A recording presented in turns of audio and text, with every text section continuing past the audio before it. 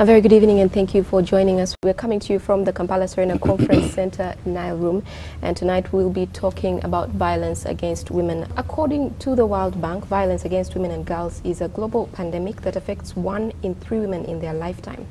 So we'd like to start our conversation with our guests this evening, and I'll introduce them. Julius Mukunda, the Executive Director of CSPAG. Welcome to the program. Thank you. Julius is also a gender equality advocate.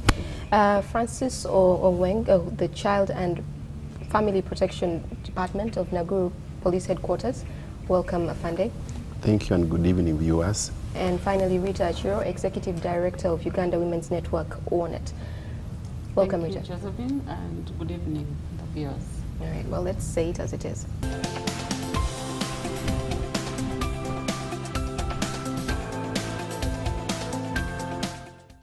We were having a conversation earlier, Rita, and I'd mentioned to you these World Bank statistics about 1 in 3 women in their lifetime having had violence meted against them in one way or the other. And you said in Uganda it is 3 in 4 women or Close girls. to that, yeah. Close to that. Yeah. Okay, so when we say violence against women and girls, what do we mean? Violence against women basically means the abuse that is meted on women and girls because of their gender, of being female. And many times, Josephine, if I may, it's because of patriarchy. Patriarchy puts men to be at a more superior level. And because of that subordination of women and girls, people think they can easily abuse them. But the other thing that I also want to say about violence, if you ask the audience, and I'm sure our listeners and viewers out there think violence is when you see a broken arm or somebody with a swollen face, but to a very, very large extent, we are seeing more and more people, and women and girls in particular, suffering from emotional or psychological violence, which is very, very dangerous. That's why at times when you see people, crossing the line, and many of them get into Butabika and other places, some of them have gone through psychological torture. The other is the economic, where somebody is deprived of their economic benefits. You might be working somewhere, you're being paid little money, or in a household, a woman might be working, but she has no power and control over the money that she earns. That is an economic violence. So when we say violence against women and girls, it's very easy for somebody to think it's in the household, that it's usually either, if it's a violence against women, it's going to be the spouse, it's domestic disputes. Is it always? Oh, thank you very much, Josephine, for that. Actually, we need to look at violence against women beyond the household. What happens in the household is violence, but we can classify it as domestic violence because it's within the perimeters of a household. Violence against women takes place everywhere. Violence against women and girls does not know class. It doesn't know whether you're economically thriving or you're a poor person, you are uneducated, you are urban or rural. So nobody The former vice president. A case in point. A case in point. So anybody should know that violence can occur to them. Yeah. Whether you're economically independent, whether you have a PhD, a master's, you work in NTV, everybody is a potential victim of violence. So the gentlemen are quiet, so I'm going to pick on them since they don't want to join our conversation. Afande, which of these is the most common that you encounter in your department? Thank you, Josephine. Like my friend has said, people come when they have physical violence. Few come when they have emotional violence because they don't know what it is. They don't know how it manifests. So the majority of our victims or the clients who come to police are those reporting physical violence, whether the arm was broken, someone has been beaten. Of late also, sexual violence is being reported also, where a partner has denied the other partner sex for quite some time, or they have gone outside and sleeping with other people there, and they fear this could bring them disease, AIDS in the marriages. So those ones are also coming now a lot of time. Economic violence is also coming up. That one I've had a lot of time in villages where people grow food, rear animals together, but it is the man to sell, even if it is the woman who has grown this crop and brought it home and made it put in the house. The man will say, this is my food crop, or you grew it in my garden. So it is the man selling it. So there's a lot of economic violence in villages. When he sells it, does he bring the proceeds to share? No, or no, he keeps no. The No, He actually, they brings move to the next trading center and marry another woman. Okay, so So when you... emotional violence, people don't know a lot, but when they come, they explain to us what has happened. Sometimes we tell them this is an emotional violence. Or someone has just kept quiet for a month. You don't even know why they're keeping quiet. This is a serious emotional problem. Because the other one will be thinking, what have I done?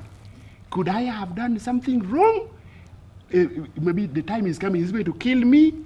Maybe the next time is what will happen. So this tortures, and research shows that emotional violence or psychological violence is the most dangerous, even more dangerous than physical violence. But it's the least reported. But so are you saying that somebody actually comes to the police station and says, Afande, my spouse has not spoken to me for a month, and that is what they're reporting? Yes, that I'm scared what he could be thinking. Maybe he's planning something bad.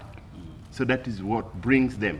When they're scared, they don't know what will happen next. Josephine, I just have one issue to maybe differ with Afande, that economic violence actually does not only happen in the rural areas.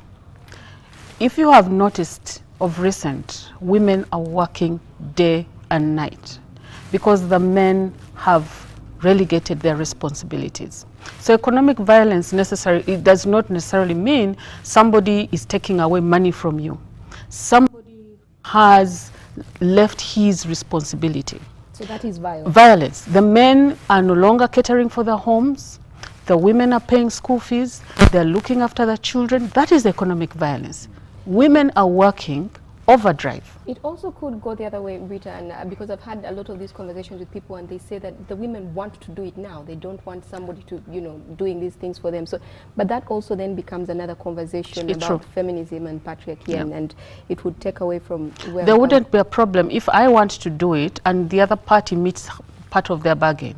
I can work overnight, but are you doing? Because if I'm working and I'm still paying the fees, I'm feeding the house, I'm dressing up the children, the women, that I don't think that is the point. Right. So how spread is this violence?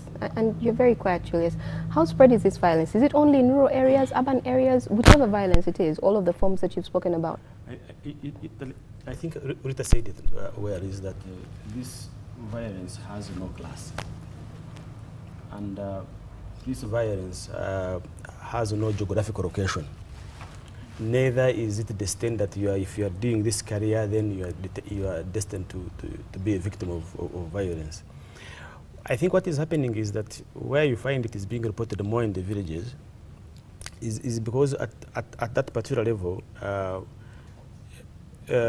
people can be able to come out and say it. Because if a woman is being battered, I mean, what else does she have to lose to go to a police station and report it? But if you have a career woman who is a manager in a certain corporation, to go to police and say I've been battered, sometimes it comes with probably like a lot of shame. So how can that happen to you? Even her, she's getting beaten. You find that in most cases that women tend to hold it on to the violence. Even for men, that even actually men are being becoming also victim of violence. Is that actually the number could be even very big, but very few are coming out to say, actually, my wife has beaten me, because they are trying to... It might not necessarily only be beaten.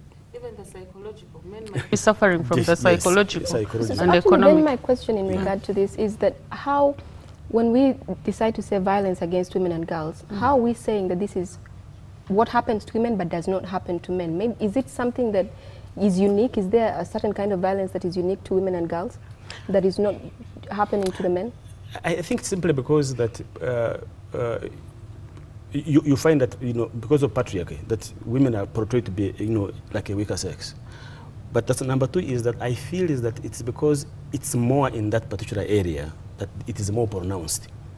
So you are likely to, talk about violence against children and women because it's more pronounced in that particular area. Okay. That what would do you be my think? take. Yeah, there are particular violences that happen only on women. For example, defilement only happens on girls. Rape also happens on women. It doesn't happen on men. But also, like he has said, culture has made our men feel that they're weak, so they can accept, they can tolerate violence. So if a woman has tolerated once, it may entice the other man to come again and do it, to come again and commit this violence on them. So to me, the women suffer more than the men. Although psychological violence, both men and women suffer. I think men suffer even more psychological violence because I think women have a tool to fight psychologically than physically. So to me, my opinion is that men suffer more psychologically. But also when it comes to sexual violence, I think women are more violated than the men. Okay. Even economic violence, I think women are more violated. I look at the villages where I do a lot of community policing, because also I think lack of awareness. Women there are not aware of their rights, that they're supposed to own anything in the home of a man. So they take themselves to be like a property. But in urban areas, women are a bit informed. They know what their rights are. So this would therefore make them in urban centers not compared to those in rural areas. Well, I think we need to examine our legal provisions and legal enforcement protocols so that we are able to conclusively say that there is a specific kind of violence that is not catered for, that is against women. Where do we stand? Josephine, in terms of the legal or the legislative framework in this country, Uganda does not lack any law to protect its citizens. Probably what we lack or what we are limited of is the implementation. You do not need every detail for protection. You can start right from our Constitution of 1995. Women and men are equal before and under the law. And it has clear provisions, even where you have specific areas where you need to consider women and girls because of the history that we've had, the culture, the religion that has left women and girls behind, and the patriarchy that we talked about. We've had all this affirmative action. This was basically meant to lift the female to a certain level and have a balance. And if you go very specific with other laws, for example, he said in our rural areas, and indeed even in the urban areas, women do not know that they have a right to own property, either in association with others or as individuals. I don't have to own a property because I am attached to a man, because I have to own property through my brother, through my husband, through a male relative. The Constitution provides for that. And other laws, the Land Act provides for that. You can go on and on. We have a Marriage Act in this country that provides for equality in marriage, as much as we're trying to see that we amend certain provisions of the Marriage Act. The same for the Divorce Act. There is a penal code. So there are laws that are there. What is lacking, Josephine and the audience out there? Implementation. Is implementation. And as my brother said, the issue of awareness for people to hold their rights and take their responsibilities. Okay. Well, let's take a short break and we'll be right back. Welcome back. We're coming to you from the Serena Conference Center Nile Room, and we're talking about violence against women and girls. So where is the problem? And some of the things that I was looking at were the social norms. So the male authority in the family, acceptance of white beating and female obedience, things like that. Then there's exposure to violence in childhood.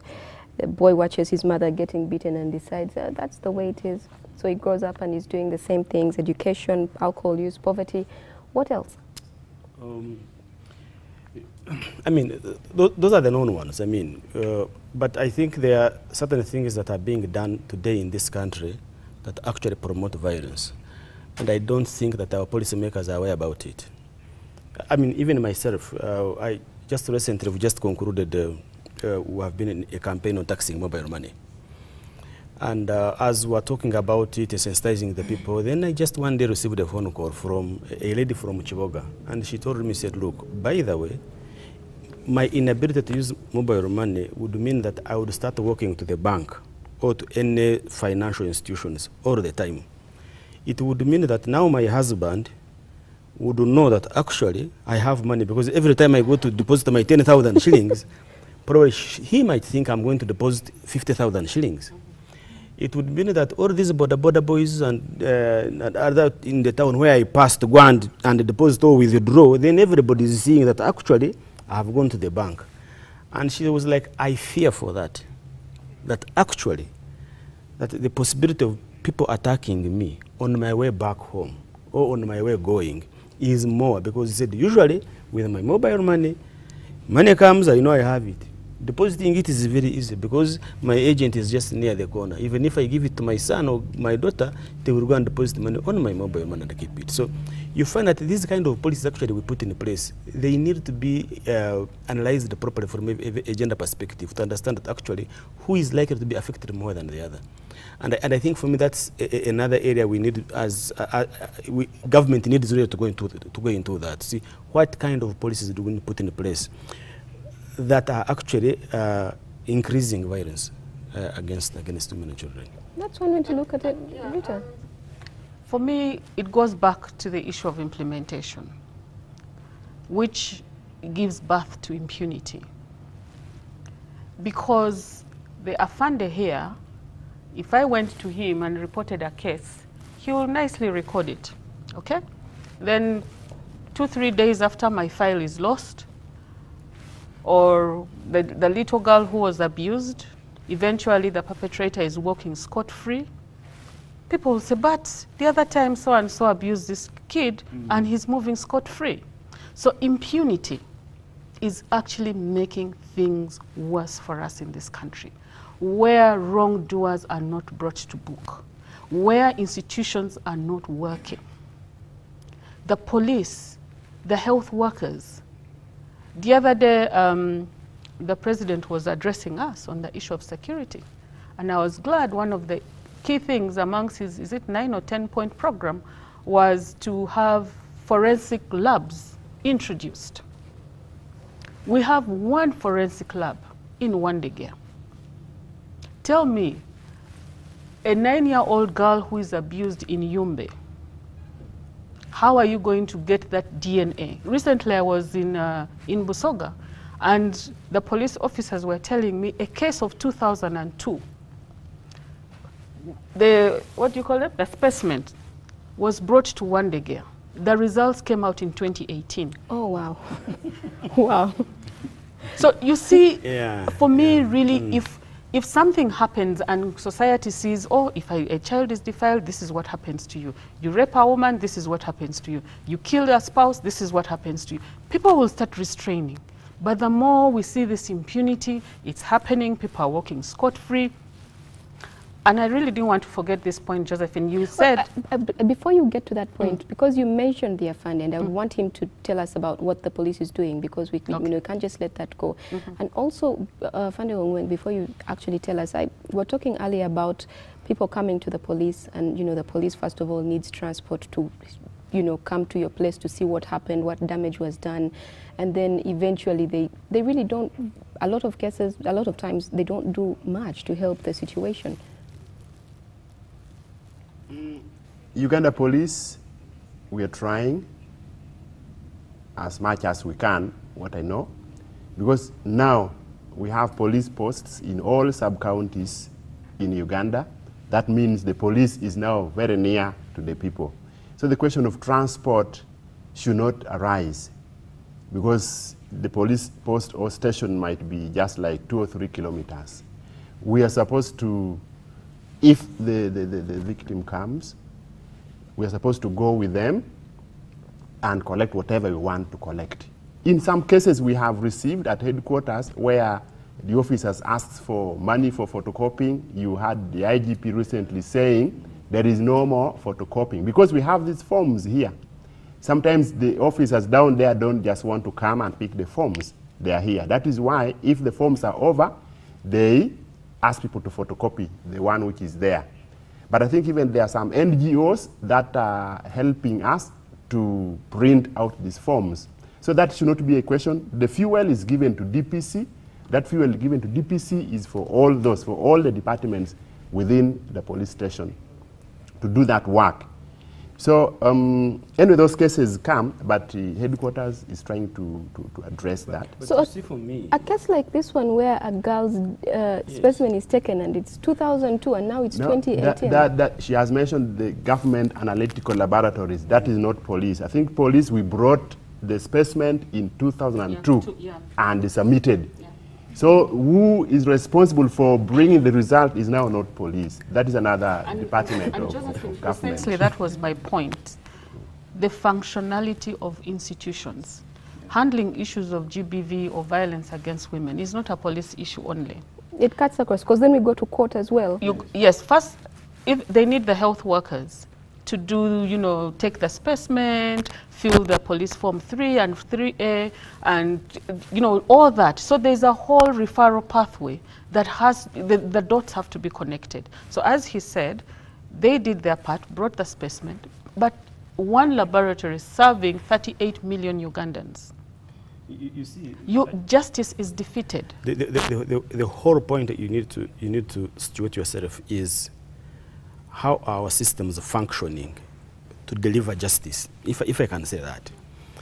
And I think for me is that if you go in a police station and they don't have papers for all other cases of other robberies, you don't definitely expect that that police station will have the forms for GBV victims. It won't be there.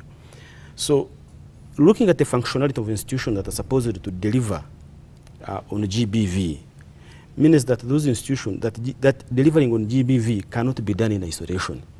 It can't be.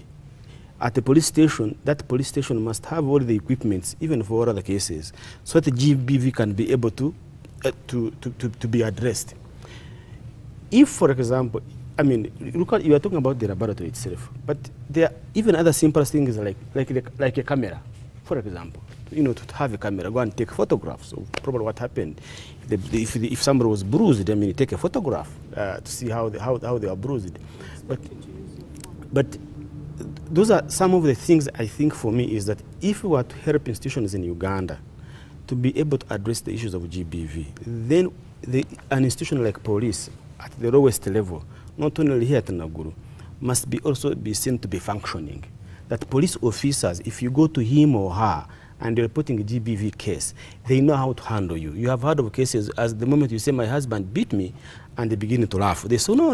That's what marriage is about. That's what marriage is about. Now, you just immediately, psychologically now, you begin to think, should I pursue this case, or I should go back and revenge? And you know, the things are actually also happening in terms of revenge. That was there some time back. Yes. It is not there now because of awareness. This awareness is not only needed by the locals, even us, the police, we need the awareness. So some time back, I don't know how many years ago, some officers were taking this violence in homes to be normal. By the way, even within our police families, we have a lot of violence. So sometimes we're also victims, but that is then. But now, with a lot of sensitization from you, the civil society, and from the media, at least in child and family, we are treating all clients, all cases that come to us as a serious case, and we spend time to listen and direct it accordingly. I certainly hope so. Julius, I see you wearing a budget T-shirt. So I think I'm going to ask you this question. This recent budget that was read the other week, do you see it supportive of gender issues, the elimination of violence against women and girls, for example? Specifically that, I think that if we don't have an implementation plan, for example, for the GBV Act, I think we are going to still have a challenge in implementing, in addressing GBV issues. So that's my first biggest challenge. The other part is that I still see the family unit, the family department, the children and family department within the police. I think is still one of the highly underfunded units within the police department, because in the police, I think the first thing is you need to look at these bigger cases when somebody is shot dead, or a very big person. Then all the resources will definitely go into that one. So it is still a unit, in my view, it is still a unit that is still highly underfunded and don't give it a huge priority. I find, I'm not saying that you're not very important, but I think for me, considering that the fact that you are dealing with one of the most biggest challenges that is facing this country, because gender inequality is one of the biggest bottlenecks in terms of our national development, is that they should be provided with the top-notch training, equipment, and ability to be able to deliver on some of these particular elements. So they shouldn't be relying on you people, NGOs and civil. I mean, how do you do that? To photocopy for you, but also to provide. In some cases, I know of NGOs who provide fuel, they provide motor vehicles, to ensure that that one happens. So I want to see that, and I haven't been able to see that. If you go to health workers, again, I think that's another biggest challenge that we are facing, considering the fact that even the health, because you see, if you go to the health ministry and you find out that they don't have enough health staff, and now we are starting to rely more on health extension workers, then now you begin to ask yourself, okay, now this is a GBV victim, how are they going to handle their cases? Now that also becomes a very big problem. So funding for those elements within institutions to deliver on GBV is one of the biggest challenges I think we're facing in this country. So in answer to my question, you are saying it is not, this budget is not very supportive. I have not. It's not supportive at all. It's not not at all, but it's inadequate for my case to see, to be able to see that actually we can deliver 50% of what we have. All right, let's take another short break and we'll be right back.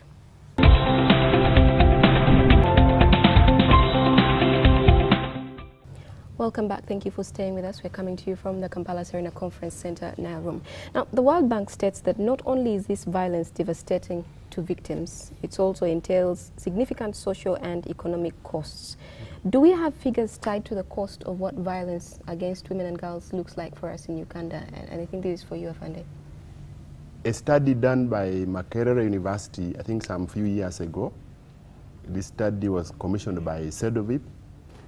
It found out that Uganda loses 77 billion shillings per year. 77 billion? 77 billion shillings per year. Around 32 billion goes to police, the LCs, the court system, when they're trying to handle these cases of GBV. Around 3 million goes to time which is lost when someone has been battered and they're not going for work, because some men, because they don't want their women to work, they slap them so that the face will swell, so that tomorrow they don't go for work. So when someone stays at home, they don't work, so they are losing economically. That goes to about 3 billion. Then also the money that people now spend buying medicine for treatment, that around 21 billion shillings. So in total, it's about 77 annually. Wow. That is the money. You also remember that Uganda wanted to borrow, is it 148 billion to handle GBV. All that will be cost. I don't know whether it has already borrowed or not. So the cost is huge. The cost is really huge. What is the usual response to a victim of a woman or a girl, a victim of violence? What is their usual response? By the different... So maybe I've been hit or I'm psychologically tortured. Where do I start from? One, it starts with you. There are people who will be tortured and they'll keep quiet. So if they have not been exposed to like awareness, as Afande has said, that actually you can get help. But according to the Domestic Violence Act, you can start right from the formal system. You start at the LC2 level. This is what it should be. Yeah, that's what it should be. Okay. You go to the LC2, and it depends on the nature of the violence. If it's a criminal one, straight to police, and it's but there are those stages. But also there's the informal one, where you start with the clan leaders, religious leaders. But of course, those are also limited. Things like defilement, they can't handle such cases. So there are these different ways, but we have realized there's a lot of challenge. The aspect of tolerance and silence. Unfortunately, because of the gender and socialization that we've all gone through, if you've not had the opportunity to be exposed, you'll find that we, even us who are seated here, could be custodians. You know, a girl is defiled and you're starting to look around and say, oh my God, what will they say about our family? You know, we are this religious family. What are people, you know, this perception about what people think about us is actually one of the reasons why violence against women is being perpetuated. And it's something that we must call for everybody to take action against. Usually what is the response from these institutions? So for example, family, and then as well, and I know religious institutions as well come into play here, the churches. How do they respond to victims of violence? Working with the different institutions, we have the privilege of working with this different, right from LCs, the health workers, the police, the religious leaders, and civil society. As the funder said, it's not something that you'd expect everybody to be receptive or even give affirmative answers. Because remember, Josephine and the listeners and the viewers out there, the church leader, the policeman, the policewoman, the midwife or the medical doctor, these are people from our society. So the way you and me are socialized is the same way they were socialized. Yeah. To underestimate women, to think it's normal for a woman. Why do you complain? Just a slap? Just because you burnt food? That's okay. So it takes a lot of education. Why did you burn food in the first place? How can you as a woman burn food? And first it's the fire, it's not me that who burnt the food. Where were you? Where were you? Why didn't you check while I was looking after the baby? That is the question they asked. Yeah. Where were you? I was feeding the baby. Why didn't the man check? He was watching football. Well, so I just wanted to, the point I was trying to drive is that we are all socialized in the same way, and it takes deliberate effort in terms of conscientization, awareness, education, exposure, so many things for people to start doing the type of work like the funder does. I'm sure he does an excellent job in his department because he's gone through that process. Yeah. But it's not, if you went to, let's say, Rakai and found another police post in some parish, might not necessarily behave like him because of the lack of exposure. So there are those differences that in approach, in response, it might differ. But one thing I must say, and I really want to go back to my initial point, is the issue of resourcing these institutions. You know, whenever I go to the district, I always tell the policemen and women, you are the policemen that we know, because these people really want to do their work. But you see, their hands are tied. The issues the fund is saying, you know, they have the papers, and well, it might be in Naguru, but the places where we work, we actually have to support. I have been to a police post where there was no red pen. And I told the guy, use the blue pen. He said, no, to record your case, I need a red pen. I had to go back the following day. A red pen. I think a pen costs like 500 shillings or 1,000 at most. Okay, I want us to very quickly look at prevention, look at a way forward. But before we do that, every time we have a conversation on women and girls, especially violence and anything related to women and girls, someone out there always says, what of the boy child? And a lot of the times the conversation then totally takes a different shift. So where do men come in? I know from being on social media a lot that a lot of men blame women for the violence that they encounter. So they say, why were you wearing that skirt? Why were you dressed like that? Why do you put on makeup? Why were you walking at night? Where do men come in? I mean, very quickly. I think it's probably it's ignorance, which I probably I could be able to say that you cannot blame my attire for your action. Definitely, is that all of us have got control mechanism and systems. That's why when somebody is counting money in the open, you're not supposed to grab it. It doesn't mean. Tempting them. Yes. But also is that I think when they bring the boy violence and the man violence, I think it tends to overshadow what is already taking place. And I think as activists, what we need to do is to ensure that we try to balance the in proportionality. If something is huge, it should be given a bigger voice. If something is small, give it the attention that it deserves. But my final point on this one is really that it's about money. And people might think that probably money is not going to solve everything. But in my 15 years of work on budgets and allocation, money sorts everything in public service. If you don't have it, expect that little will be done or nothing. Money in the right hands. Oh, I mean, with government, we trust that it's in the right hands. So what happens later, but I know if I facilitate a fund, capacitate him, give him the right, ensure that he has all the vehicles that he needs to monitor. He has all the radio, the radio calls, the equipments that he needs. That on his phone there's enough airtime, that he can be able to call all his commanders. That all the forms are there, that he can be able to reach and follow up cases. I know GBV in this country would be reduced. Okay.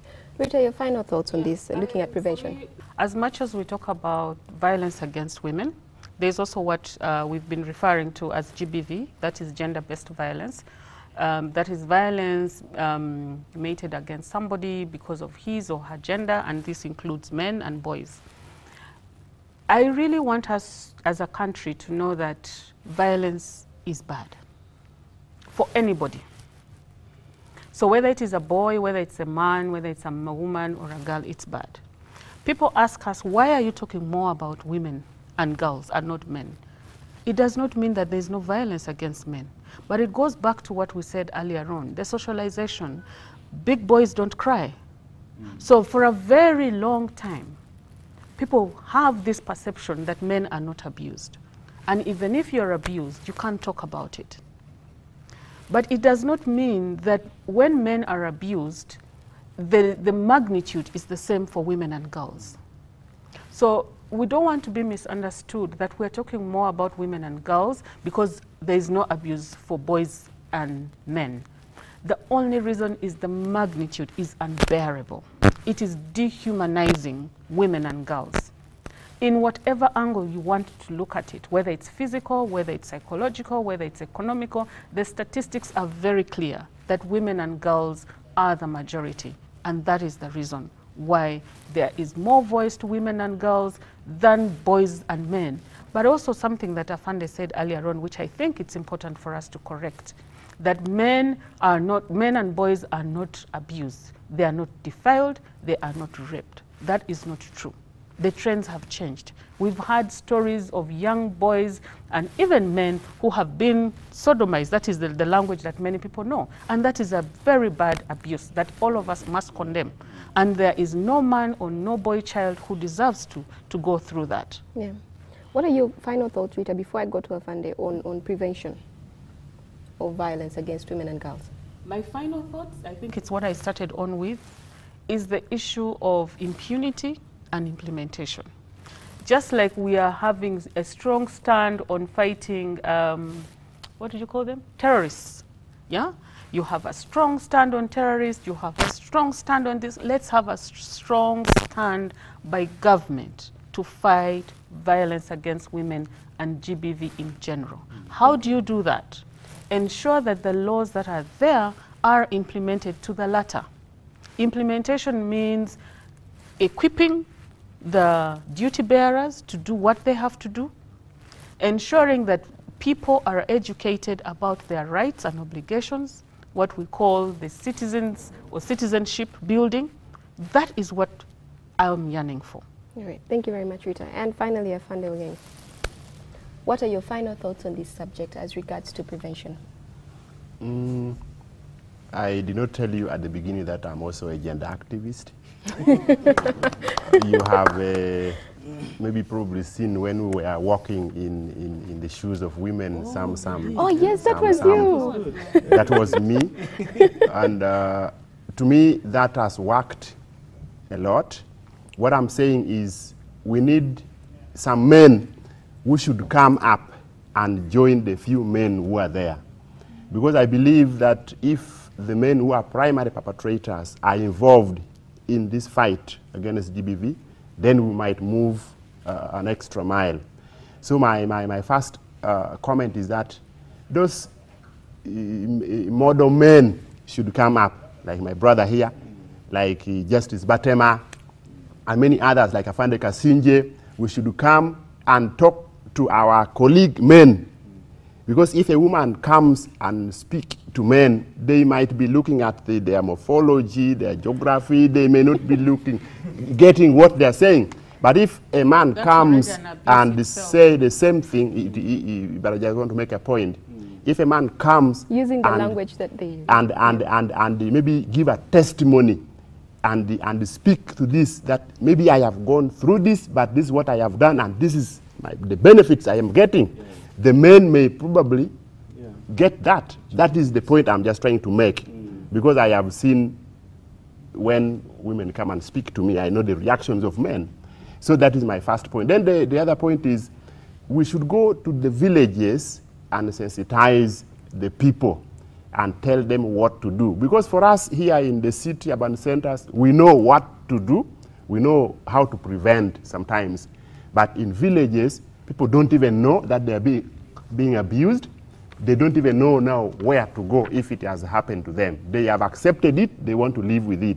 But also then to tell them if it happens, because they fear reporting, there are other ways that you will not just come to police, but you can just pick your phone and call a toll-free line, like the 116 of the Ministry of Gender.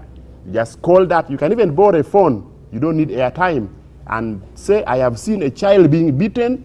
I have seen a young child being married off. I have seen such and such. Okay. So the police will respond immediately. All right. But their points, the points which they have made are very critical. To have some budget for the duty bearers. For us, like the police, we are really, really willing to do the work, but sometimes the budget is not as much as it should be. We appreciate the NGOs, the partners who are helping us to try help us do our work. Right. So that, to me, will help sensitization, and model men, champions, come up and speak so that the men may listen.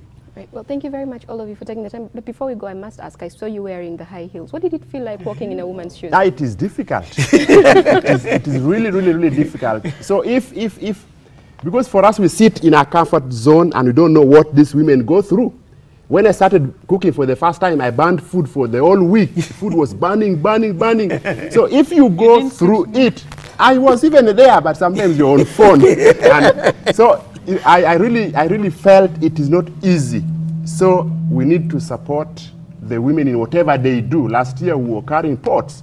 It has not made me less of a man. All right. Well, thank you very much, all of you, once again, for joining us for this conversation. And that's it for this show for tonight. Coming up is NTV Weekend Edition.